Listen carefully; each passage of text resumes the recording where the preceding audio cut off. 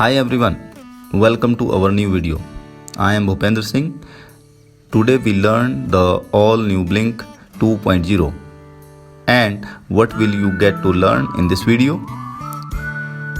How to create templates, DataStream, web dashboard, how to add new device to all new Blynk, how to add credential over the air OTA, and how to control LED using the Blynk mobile app.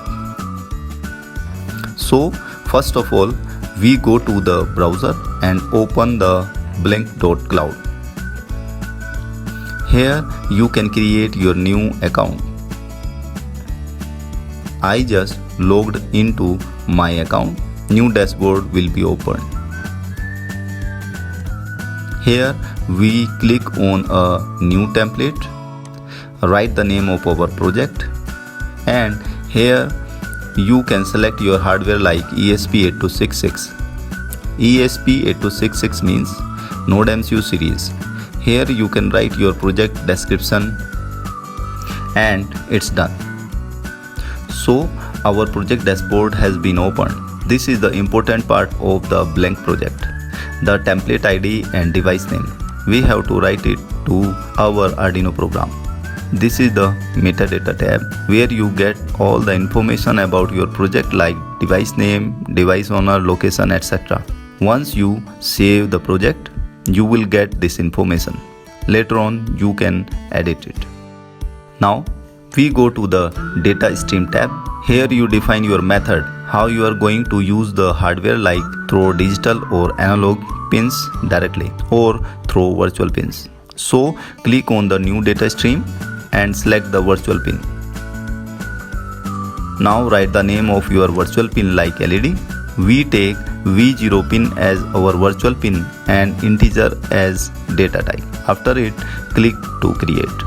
So here our virtual pin was created, and in the event tab it's displayed online and offline. Now in the web dashboard, we drag and drop the switch widget to our dashboard. You can also change the size of widget as per your requirement. Here, click on the setting and choose the data stream source. Here we get what we had created in the data stream tab. We switch on the show on off label here. We can also change the color of the switch from here. Click on the save button. At last, in the mobile dashboard, you can download the app for your smartphone.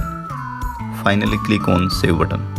Now go to the video description below and download the new library for Blynk. Once you download it, you will get the zip file like this. Right click on the Blynk library master and extract it. You will get the extracted folder. Inside that folder, you will get the examples, libraries and other supportive files. So copy this folder and go to the location where you install the Arduino. Inside this folder, you will get the library folder. Go inside and paste it here. Again, go to the video description and download the programming code for your Blynk with all supportive files. Once downloaded, you will get the folder with name Blynk2.0 LED control. Extract it. Go inside the folder and you will get the program file with INO extension. Open it. On the top of this program, we need to change these credentials. So go to your Blynk dashboard. In the info tab, you will get the credentials. Just copy these credentials and paste it here. In the program, we have taken a V0 virtual pin as we have defined it to our web dashboard and in our data stream. So here we take S0 as integer type and store the parameter as integer that we would receive from the virtual pin V0. Now we compare it. If we receive 1 means high integer from the V0 pin when we press the switch from our web dashboard or Blynk mobile app. Then we directly hide the D2 number pin by using digital write command. Similarly, if we receive the low or 0 integer, then we digitally low the D2 pin. We connect the LED at the D2 number pin of NodeMCU or Nuttyfi. Below in the setup function, we begin the serial at 9600 baud rate. Define the pin mode for D2 pin and digitally load the D2 pin in the starting. Here we begin the Blynk agent. In the loop function, there is only one function, Blynk agent.run. When any event will happen in the Blynk mobile app or in the Blynk web dashboard, it will automatically call the event. So, first we attach the ESP8266 board to our laptop to program it. We should have a Wi-Fi board installed in our Arduino IDE. If you don't know how to install a Wi-Fi board, then a link is available in the description that will show you how you can install it. This is ESP8266 Nuttyfi Wi-Fi development board developed by Nutty engineer. It is the most powerful board with latest firmware. Right now, it is under new research and development phase. You can use NodeMCU or other Wi-Fi development board beside it. So you go to the Tools tab, select NodeMCU 1.0 ESP12E module board and serial port and upload the program.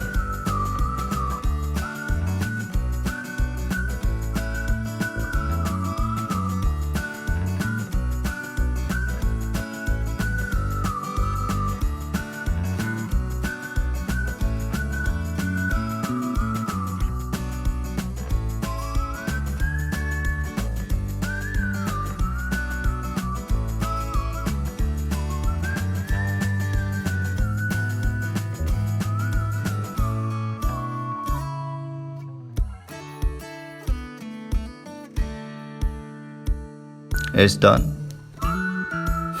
Now go to the App Store.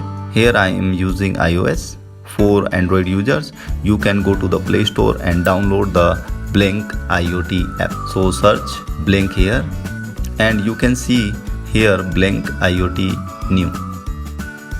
You just download it. So open the Blynk app and here we have two options, sign up or login. As we have already created login in our laptop, so login using the credential. As you login, you will get the option to add a new device at your first time. Now you first go to the profile and switch on the developer mode. Go back to the main dashboard, click on add new device and it displays the option connect to Wi-Fi or scan QR code. We click on connect to Wi-Fi option. It asks to power on the device. As we have already powered up the Nuttyfi board, click on ready.